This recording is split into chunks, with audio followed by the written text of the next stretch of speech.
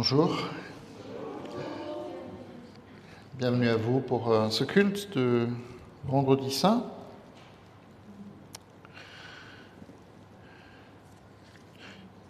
On a célébré hier soir le repas du Seigneur. Nous sommes souvenus qu'il a donné sa vie pour nous. Alors on ne le fait pas ce matin pour des raisons juste pratiques, parce qu'on l'a fait à Macuilaire et que c'est compliqué de le faire aux deux endroits. Donc on aura Sainte-Seine dimanche prochain pour ceux qui veulent l'apprendre. Mais aujourd'hui, en ce Vendredi Saint, il nous est rappelé la chose qui est fondamentale, pas seulement pour nous, mais aussi pour l'humanité tout entière, avec le dimanche de Pâques.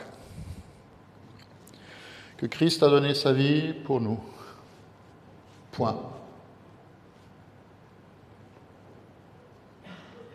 Il a donné sa vie pour nous. Pour que nous soyons transformés, que nous recevions une nouvelle identité, une nouvelle nature, qu'on puisse laisser le passé derrière nous et recommencer à zéro avec lui, comme notre Seigneur, comme on le chante parfois. Et le mot d'ordre de ce vendredi nous le rappelle. Dieu a tellement aimé le monde comme il est, pas le monde des bisounours, mais le monde tel qu'il est. Il a tellement aimé ce monde qu'il a donné son Fils unique afin que quiconque croit en lui ne périsse pas, mais qu'il reçoive la vie éternelle.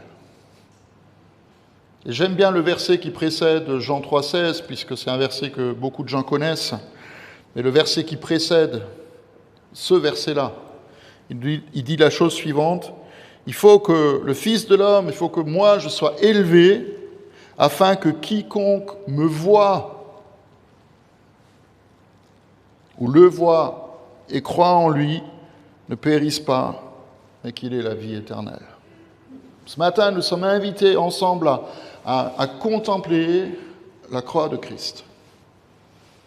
C'est un objet de mépris et de honte. Il ne faut pas qu'on l'oublie. Et nous sommes invités à contempler cette croix, parce que c'est là, sur le bois de la croix, que Christ a tout accompli.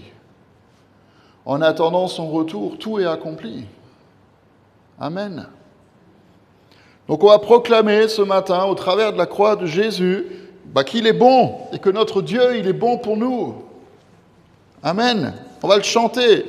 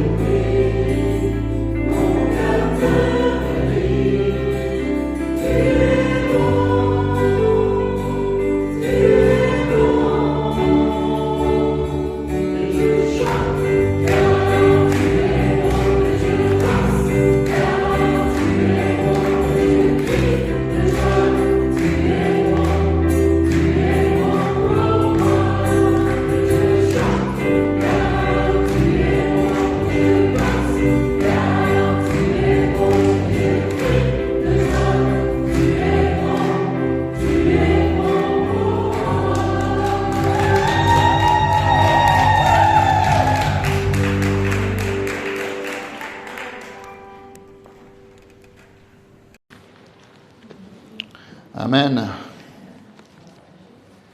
C'est important ce vendredi saint de proclamer la bonté de notre Dieu, même si ça dérange les esprits religieux. C'est important pour nous de proclamer la bonté de notre Dieu. Je vous rappelle que le psaume 23, il nous dit que le bonheur et la grâce m'accompagneront tous les jours de ma vie et j'habiterai dans la maison de l'Éternel jusqu'à la fin de mes jours. Et dans le verbe hébreu, le bonheur et la grâce m'accompagneront, c'est le pitbull qui lâche pas sa proie, c'est que la bonté, la grâce de Dieu m'accompagne, colle à mes baskets tous les jours de ma vie à cause de la croix. Amen.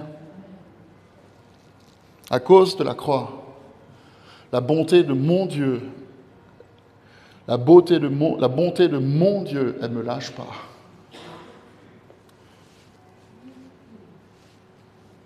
Avant le psaume 23 et le psaume 22.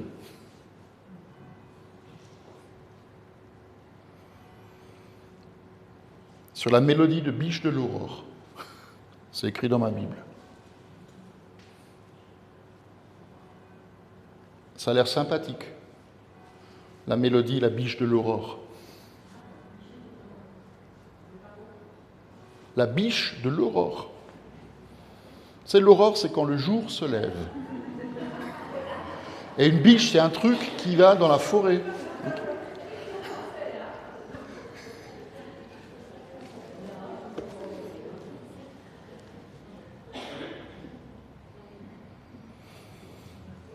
Je me suis dit, cette nuit, je n'ai pas fermé l'œil, non pas parce que je ne voulais pas dormir, mais je ne pouvais pas dormir. Ce n'était pas non plus à cause de ma femme. Je n'ai pas fermé l'œil de la nuit parce qu'en face du presbytère, il y avait la teuf toute la nuit. Jusqu'à 5 heures du matin. Il y avait la fiesta, mais vraiment, boum, boum, boum, boum, toute la nuit. Et je me suis dit, mais finalement, c'est rien d'autre que l'image de la collision entre ce que Dieu fait et ce que le monde vit. Je ne dis pas qu'il ne faut pas faire la fête. Je suis le premier à en faire partie, il n'y a pas de souci. Là où on peut y aller.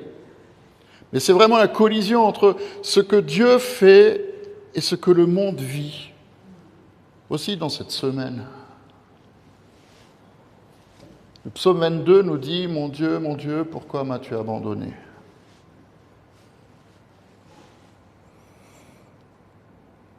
Prophétie sur Jésus. 1000 ans avant Jésus. Pourquoi t'éloignes-tu sans me secourir, sans écouter ma plainte ? Mon Dieu, je crie le jour et tu ne réponds pas. La nuit, je ne trouve pas de repos. Et pourtant, tu es le Saint, tu sièges au milieu des louanges de ton peuple. C'est en toi que nos ancêtres se confiaient. Ils se confiaient en toi et tu les délivrais. Ils criaient à toi, ils étaient sauvés, ils se confiaient en toi et ils n'étaient jamais déçus. Mais moi, aujourd'hui, je ne suis plus un homme, je ne suis plus qu'un ver de terre, la honte de l'humanité, celui que le peuple méprise. Tous ceux qui me voient se moquent de moi. Ils rigolent, ils secouent la tête. Ils disent « Recommande ton sort à l'Éternel, l'Éternel le sauvera puisqu'il l'aime. »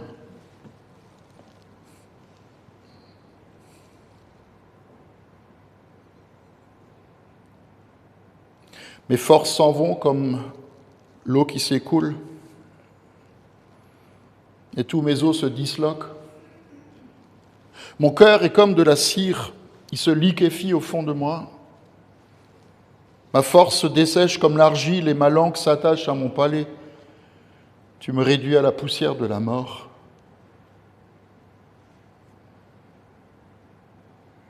Oui, ils sont autour de moi, ces chiens. Une bande de scélérats rôde autour de moi, ils ont percé mes mains et mes pieds. Je pourrais compter tous mes os. Et eux, ils sont là et ils regardent. Ils observent. Ils se partagent mes vêtements. Ils tirent au sort ma tunique. Et toi, Éternel, ne t'éloigne pas. Toi qui es ma force, viens vite à mon secours. Protège mon âme contre l'épée et ma vie contre le pouvoir des chiens. Sauve-moi de la gueule du lion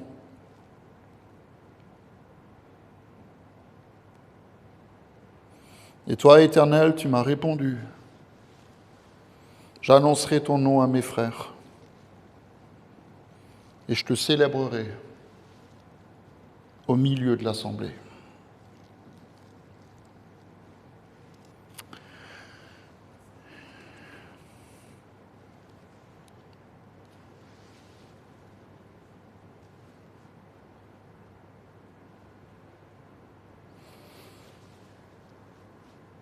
Je prie juste, Saint-Esprit, que tu viennes au milieu de nous, que tu nous donnes de recevoir cette parole. C'est le cri de Jésus.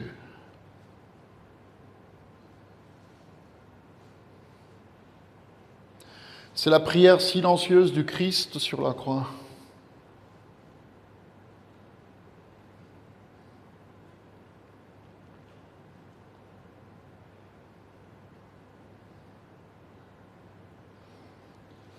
C'est le fondement de notre vie, de notre salut, de notre éternité, de notre liberté,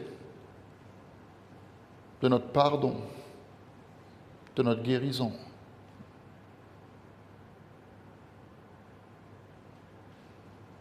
La seule chose que nous puissions faire, Père, c'est de te répondre et de te dire oui. Oui, je le crois. Oui, je crois que ce que Christ a fait en ce vendredi saint de l'an 30 et quelques, c'est pour moi qu'il l'a fait.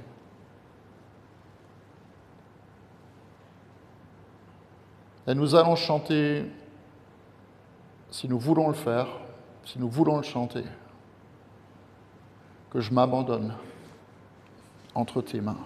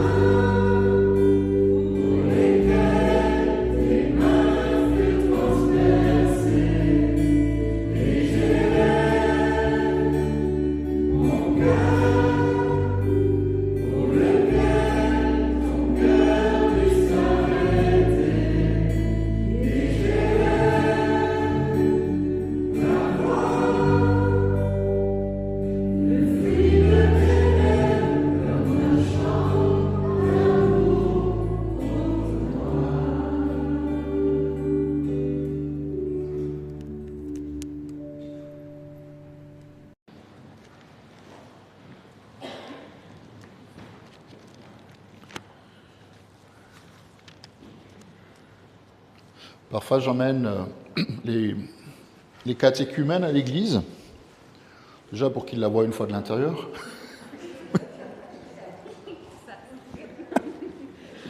Voilà.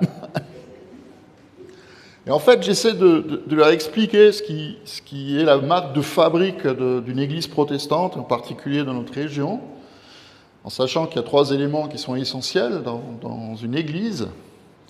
En tout cas, protestante, c'est l'orgue qui est là, c'est l'autel qui est devant, et puis c'est la chair.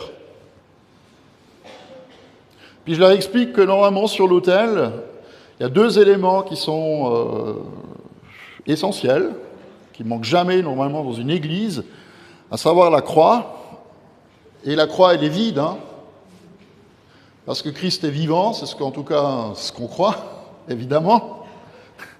Et puis la deuxième chose, l'élément important, c'est la Bible. Et normalement, je dis bien normalement, je ne suis pas allé vérifier, parce que je n'ai pas le temps de tout faire, mais normalement, dans toutes les églises protestantes, la Bible est ouverte sur le même passage. C'est Ésaïe 53.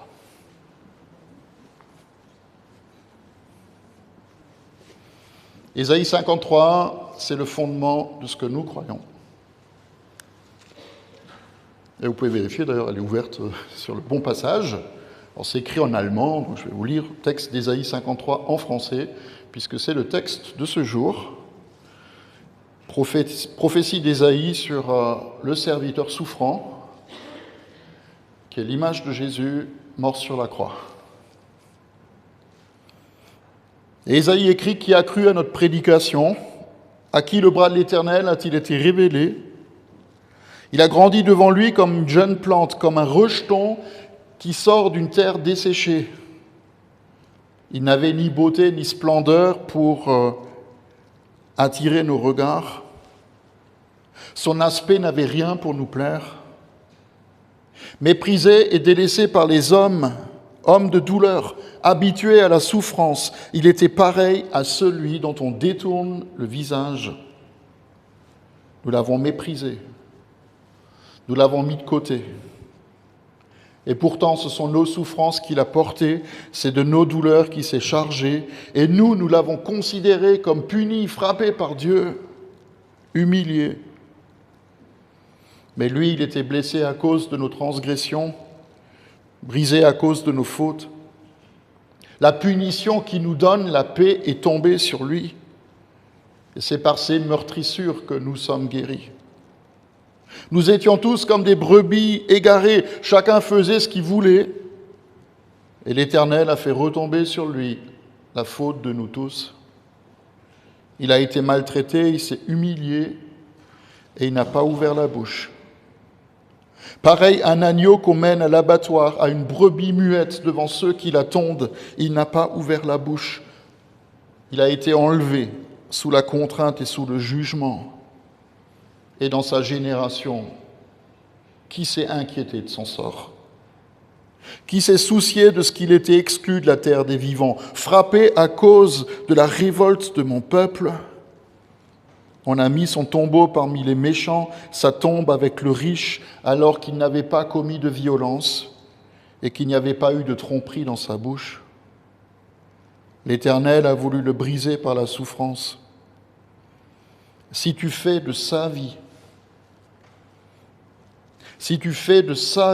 un sacrifice, alors il verra une descendance et vivra longtemps. Et la volonté du Seigneur sera accomplie par lui. Après tant de troubles, après tant de souffrances, il verra la lumière. Il verra la lumière. et sera satisfait. Et par sa connaissance, mon serviteur juste, il procurera la justice à beaucoup d'hommes, parce que c'est lui qui a porté leurs fautes.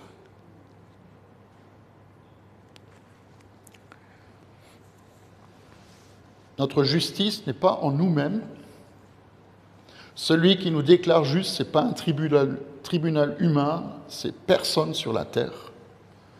Le seul qui puisse nous déclarer juste, c'est notre Dieu. Et il le fait non pas à cause de nous, non pas à cause de notre grandeur, de notre intelligence, de notre honnêteté, de nos propres œuvres, il le fait à cause de Christ, son propre Fils, qui a donné sa vie pour nous. Je vous invite à chanter Abba Père.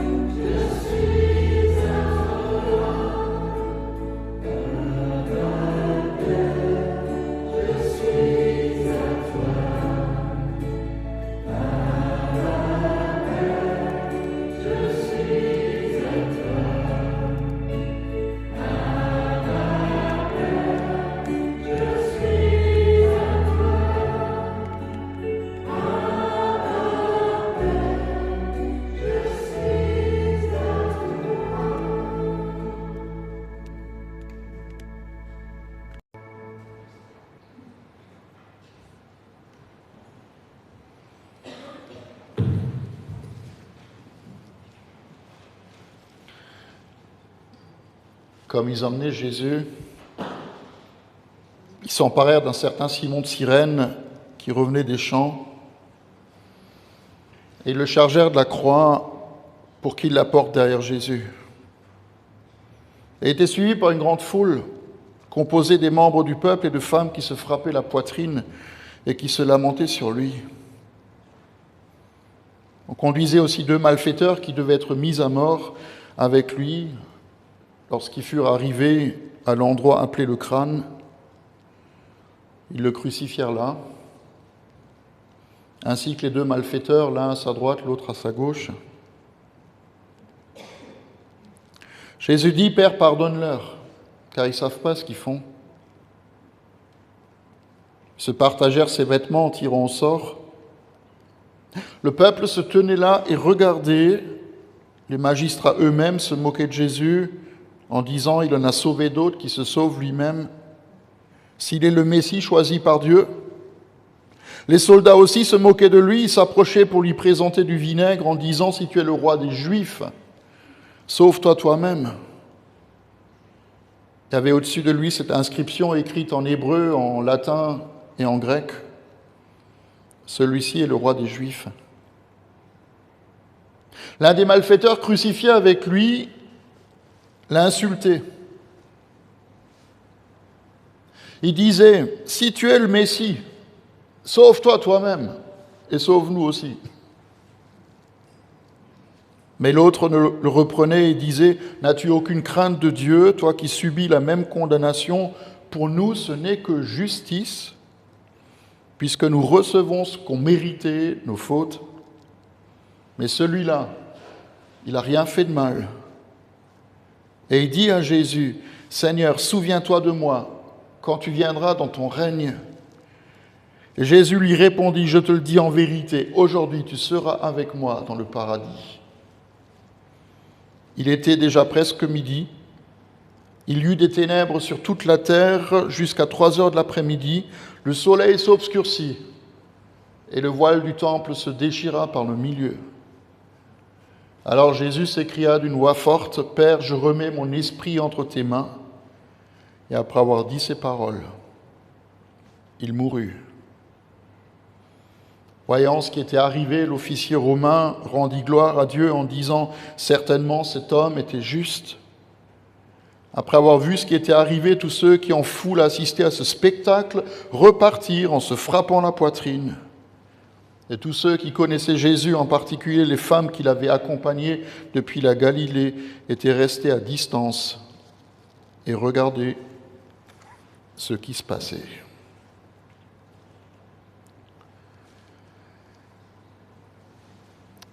Amen.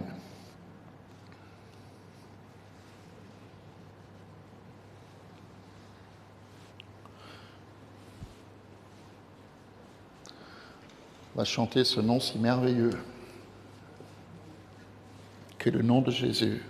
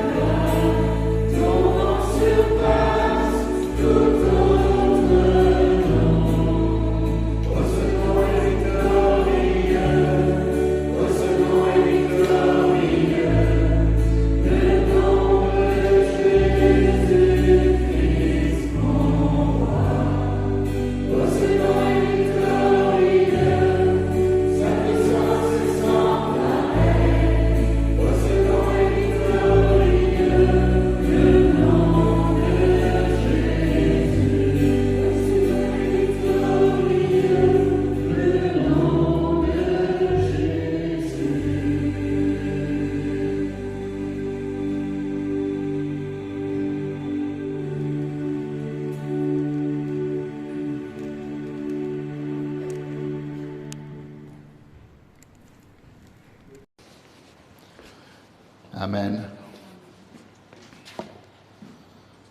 On a loupé la fin du chant, c'est pas grave. L'essentiel a été dit. Vous savez, quand je lis le récit de l'Évangile qui concerne la crucifixion de Jésus, je me dis que ce récit est extrêmement sobre. Il ne décrit rien. Il ne dit pas grand-chose de ce que Christ a souffert. On utilise juste un verbe, en grec, c'est le verbe stauno, Jésus fut crucifié. Crucifié, dans la définition du mot en français, c'est qu'on a transpercé ses mains et ses pieds avec un long clou et on l'a cloué sur le bois de la croix. Et vous pouvez lire tous les évangiles, peu importe, que ce soit Matthieu, Marc, Luc et Jean, c'est avec cette sobriété-là qu'on dit les choses. Jésus fut conduit sur le lieu du crâne, sur le mont Golgotha, et là, il fut crucifié. On a planté des clous dans ses mains, on a planté des clous dans ses pieds. Vous savez, on peut savoir plein de choses sur quelqu'un juste en regardant ses mains. Alors, je ne vais pas vous demander de lire dans les lignes de votre main, c'est ça. Mais on peut apprendre plein de choses sur quelqu'un rien qu'en regardant ses mains. Mon père était maçon, il a des mains de maçon. Il a des paluches, je veux dire, Naomi, tu es d'accord? Je mets ma main dedans, je ne la vois pas, mais je vois les siennes.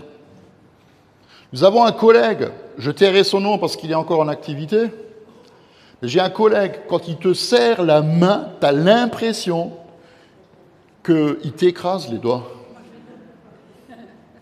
Et moi, je ne lui donne plus. Tu as l'impression que tu es dans un étau, mais vraiment, tu es là, tu te dis... On apprend plein de choses sur quelqu'un rien qu'en regardant ses mains. Regardez voir les mains de votre voisin. Il y en a qui en ont honte, mais regardez les mains.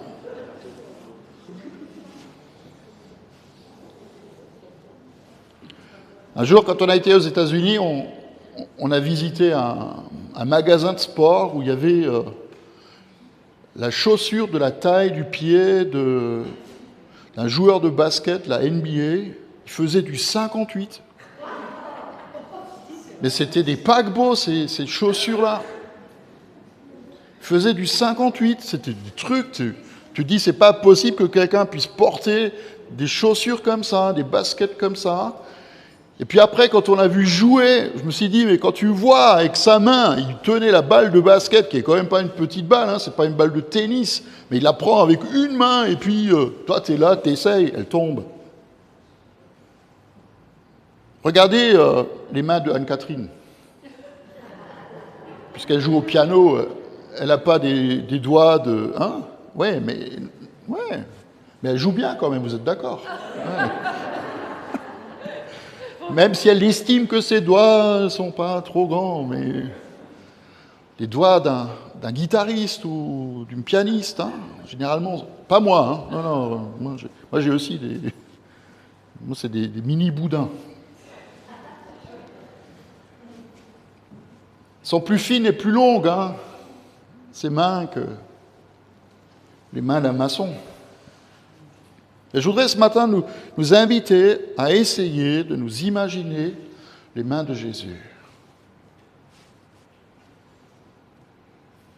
Pour Jésus, ses mains ont été un instrument de bénédiction pour beaucoup de personnes. Quand on lit l'Évangile, on se rend compte qu'il a fait plein de bonnes choses avec ses mains. Fait plein de bonnes choses avec ses mains. Un jour, on l'a invité à entrer dans une maison qui était en deuil parce qu'une petite fille était morte et ses parents l'ont invité à aller la voir et Jésus est entré dans cette pièce où reposait cette petite fille. Et puis le texte de l'Évangile aussi, dans sa sobriété, il nous dit la chose suivante, c'est que Jésus l'a juste pris par la main et il a dit « Talita kumi, lève-toi, petite fille ». Et la petite fille s'est levée. Essayons de nous imaginer Jésus qui prend la main de Pierre alors qu'il est en train de s'enfoncer dans les eaux du lac. Parce que courageux comme il était, il a osé sortir du bateau pour marcher sur l'eau avec Jésus. Et quand il a vu qu'il commençait à s'enfoncer, Jésus l'a agrippé pour le remettre dans le bateau, dans le lieu de sécurité. Jésus qui a guéri le lépreux, et le texte aussi le dit de manière tellement belle, il dit que Jésus, il a tendu la main sur cet homme, méprisé par tous. Il a tendu la main et il a dit « Je le veux, maintenant sois pur ». Et cet homme a été guéri. Regardez Jésus qui accueille les petits-enfants. C'est tellement beau, le lit à chaque baptême. On amena des petits-enfants à Jésus pour qu'il les touche. Pas qu'il leur mette un coup de boule, mais qu'il les touche avec ses mains. Et les disciples reprenaient les parents en disant « Mais laissez le maître tranquille ». Et Jésus se met en colère contre eux. Il leur dit « Mais laissez les petits-enfants venir à moi, car personne ne peut entrer dans le royaume de Dieu s'il ne reste comme un petit enfant. » Et puis il les prit dans ses bras et il les bénit en leur imposant les mains. Regardez les mains de Jésus. Et essayez de vous imaginer les mains de Jésus clouées à la croix. En fait, ça a du sens. Ça a du sens pour l'ennemi, ça a du sens pour les gens qui ont voulu l'arrêter. Ça a du sens de clouer Jésus sur une croix parce qu'en le clouant sur la croix, on a essayé de lui enlever toute capacité de faire quelque chose de bon. On a voulu enlever à Jésus toute puissance. On a voulu l'empêcher d'agir. Et le « on » qui est tellement impersonnel. Ce ne sont pas que les Romains ou les magistrats, comme on l'a entendu dans l'évangile de Luc, ou le peuple qui est là, ou même le diable. Le « on », c'est aussi chacun d'entre nous. On l'a crucifié. Nous l'avons crucifié. C'est chacun de nous qui l'a amené sur le mont Golgotha. Parce qu'au fond de nous, il faut bien le dire encore et encore et encore, au fond de nous, il y a cette nature qui est là, qui aspire au bien et qui est capable du pire. Qui aspire à faire des choses bien et qui est capable du pire. Et peu importe qu'on soit pauvre, riche, noir, blanc, rouge ou vert ou tout ce que vous êtes, qu'on soit des hommes, des femmes, des jeunes, des vieux, les Romains, le Sanhédrin, le peuple qui est là, ils ne sont qu'une infime représentation de l'humanité. Cette humanité qui a cette capacité en elle de n'en faire qu'à sa tête, de se croire supérieur aux autres, cette capacité d'être orgueilleux, égoïste et tout ce que vous voulez, colérique, jaloux, envieux, méchant tout simplement. Nous aussi, et je le dis tous les ans, moi le premier, nous sommes responsables de la mort de Jésus. Parce que nous n'avons pas envie que quelqu'un vienne nous dicter quoi que ce soit. Parce que nous refusons d'abandonner notre liberté. Et la grandeur et la sainteté de notre Dieu confrontent le mal qui est en nous. Et Dieu sait combien l'homme est inventif quand il s'agit de faire du mal. Et on n'a pas besoin de regarder très loin de nous, on n'a pas besoin d'aller jusqu'en Ukraine. On voit des pauvres gens être obligés de boire l'eau des radiateurs pour juste pouvoir survivre un peu. Regardons en nous. Et le pire, c'est que nous ne puissions même pas divorcer de cette humanité dont nous faisons partie. On ne peut pas s'en détacher. Tu peux aller jusqu'aux extrémités de la terre, vivre dans le désert, comme un ermite, ne voir personne, le péché, il est quand même en toi. Je me souviens, il y a quelques années, avoir assisté à un spectacle désolant, juste sur le parvis de l'église, là devant. 2 gars qui étaient en train de se taper dessus. Et quand je dis se taper dessus, il se mettait vraiment des nions dans la tronche. Mais vraiment, il se tapait dessus et ça saignait partout. Et le pire, c'est que les gens qui étaient autour, ils regardaient. Et moi aussi. Ils regardaient. Moi aussi, je regardais. Et même si j'ai essayé de les raisonner, de leur dire, mais arrêtez, j'avais pas envie de prendre de coups. Parce que j'ai bien réalisé que dans la colère, la raison, elle n'a aucun impact. Mais les gens étaient autour et regardaient. Et certains d'entre eux, je trouve ça terrible dans le récit de la croix, certains d'entre eux, ils considéraient cela comme un spectacle. C'était un vrai spectacle. Et il y en a même certains qui se marraient. Heureusement pour les deux protagonistes de cette bagarre, il y en a un qui courait plus vite que l'autre. Et il a réussi à s'enfuir.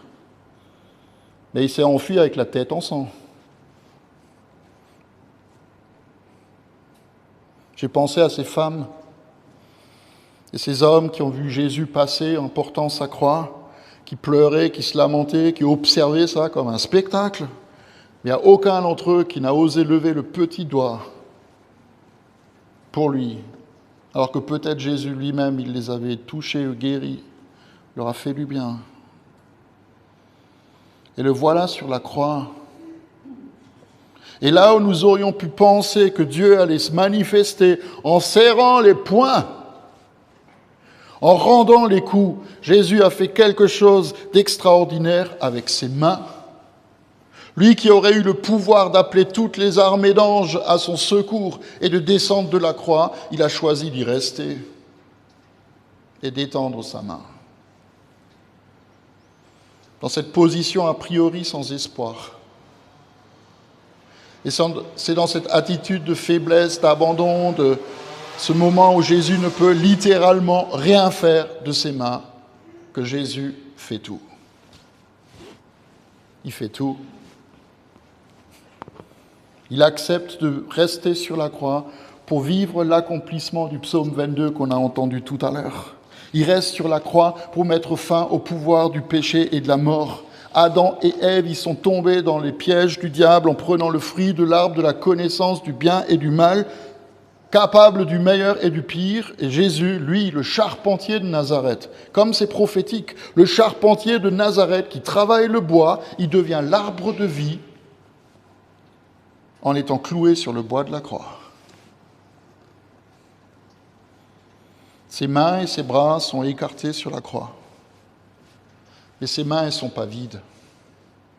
C'est comme nous, quand on ouvre nos mains, quand on écarte nos bras pour dire et faire du bien à quelqu'un, pour bénir la personne.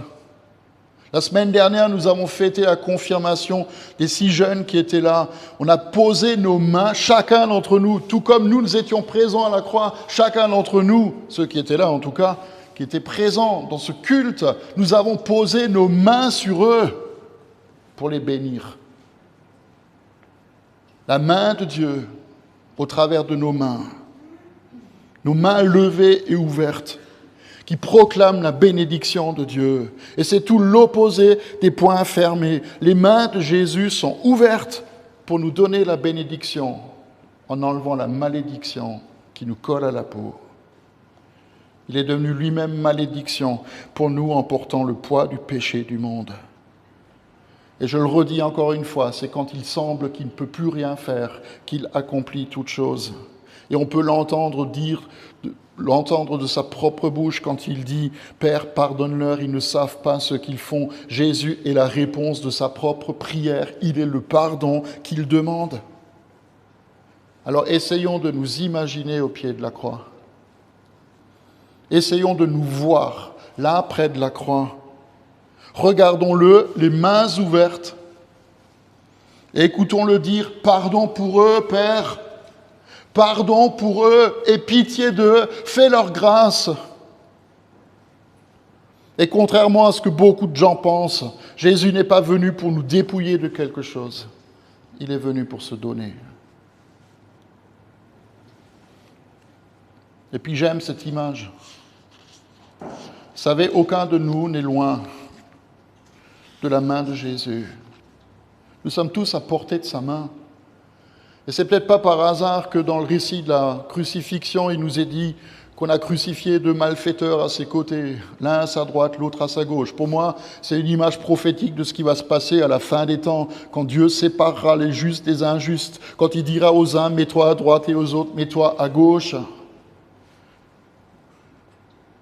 Au jour du jugement dernier, les uns seront comme les malfaiteurs à sa droite et les autres à sa gauche. Et celui qui était à sa droite, il a entendu Jésus dire ce qu'il a dit, et il a cru. L'autre qui était à sa gauche, il est juste mort. Souviens-toi de moi, quand tu viendras dans ton règne. Et Jésus lui a dit, aujourd'hui tu seras avec moi dans le paradis. Aujourd'hui, c'est à nous de saisir, parce que nous sommes à portée de ses mains, c'est à nous de saisir la main qu'il nous tend. C'est à nous de prendre, comme on le chante parfois, notre main dans la sienne. C'est à nous de mettre notre main dans la sienne, là où il a tout accompli pour nous.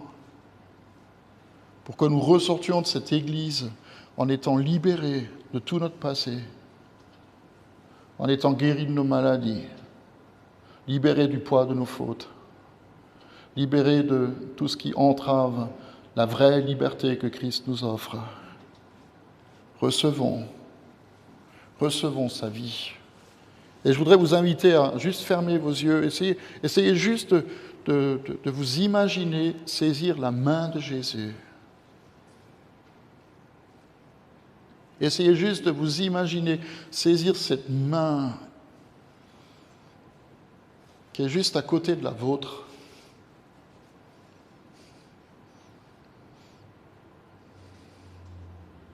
Cette main qui est clouée sur la croix.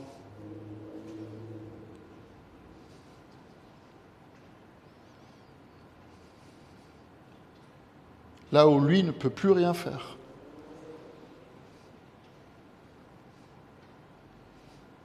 Et là où nous pouvons juste mettre la nôtre dans la sienne. Touchez la main de Jésus maintenant. Touchez cette main qu'il tend. Et recevez le pardon, recevez la vie. Recevez le cadeau qu'il vous fait aujourd'hui de vous libérer de toute chose qui pèse sur vous, qui vous empêche d'avancer, qui vous empêche d'espérer, qui vous empêche de croire. Prenez la main, prenez-la.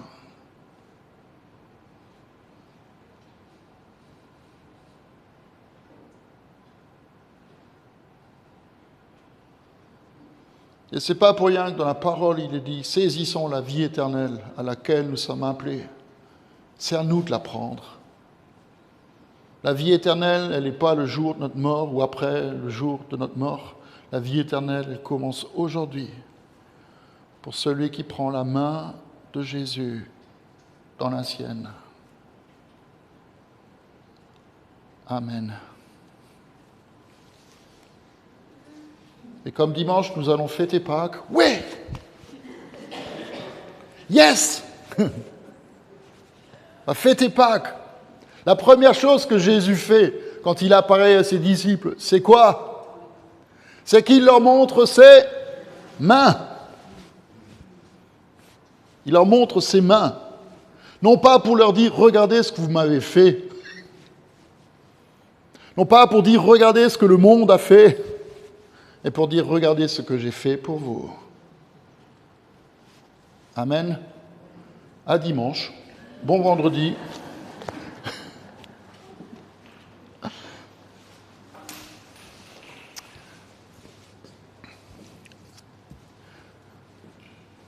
Saisissez la main qui vous tend. Nous allons chanter « Mon secours est en toi ».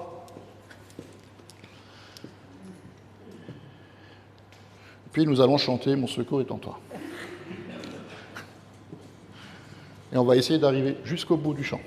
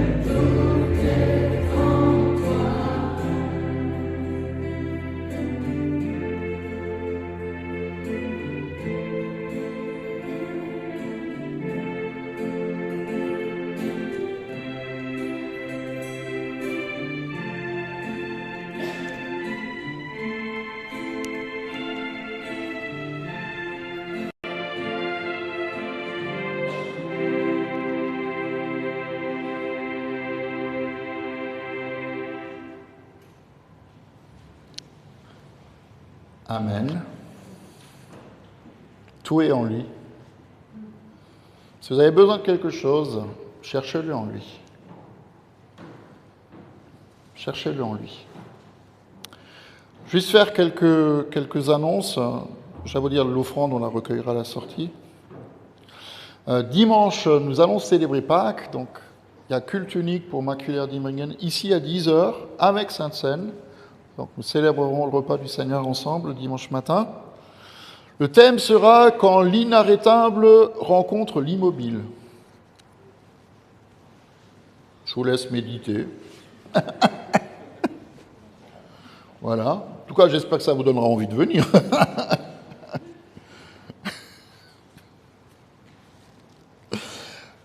Vous dire aussi que la semaine prochaine, donc j'anticipe un tout petit peu, c'est juste que vous soyez déjà informés de la chose, il y a une inversion au niveau des cultes. Donc le 24 avril, le culte n'a pas lieu ici à Diemringen, mais à Maculaire. Et le dimanche d'après, c'est l'inverse.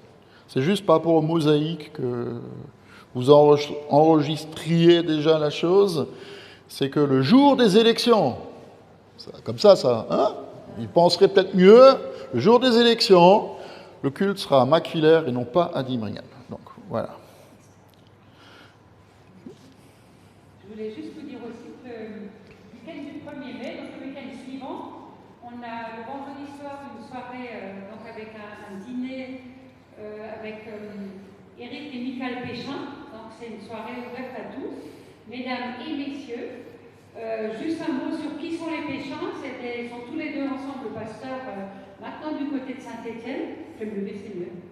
Et Éric a été guéri à l'âge de 20 ans. Il est sorti d'un fauteuil roulant dans lequel il était pendant 15 ans. 15 ans. Combien? 15 ans. Non, il avait 20 ans. À 5 ans, il a été dans le fauteuil? 15 ans. Okay. En tout cas, il est sorti de son fauteuil. Son papa était tellement étonné qu'il l'a giflé. Il croyait que c'était pas lui. Il vous racontera. Parce que personne ne croyait qu'il pouvait sortir de son fauteuil. Et suite à ça, il a donné sa vie à servir Dieu. C'est un témoignage extraordinaire. Je vous encourage à inviter, je vais y arriver, des gens qui connaissent pas Dieu. Parce qu'ils vont rencontrer la toute-puissance de Dieu. Le lendemain, il y a une après-midi de formation ici à l'église avec eux sur comment davantage s'approcher de Dieu. On en a tous besoin. Et le soir, le samedi soir, on a aussi une soirée ici, on va prier pour les malades. Si vous êtes malade, vous êtes à la bonne adresse. Si vous avez des gens malades autour de vous, amenez-les. Éric et sa femme seront toujours là, mais on a le privilège d'accueillir notre ami de longue date, c'est Carlos Payon, qui sera parmi nous pour la soirée. Dans le genre décapant, il est décapant. Donc prenez note pour le week-end. Merci, monsieur le pasteur. Voilà, de rien, madame. Madame la pasteur aussi. Donc, on va se faire des amabilités comme ça jusqu'à la fin de la journée. Mais il est midi, n'est-ce pas? C'est le moment du poisson. Enfin, pour certains d'entre vous, hein, puisqu'on respecte quand même une certaine tradition encore de manger du poisson le vendredi saint. L'agneau, c'est pour dimanche. D'accord? Ok. On va se lever, on va prier ensemble le Notre Père et nous remettre entre les mains du Seigneur.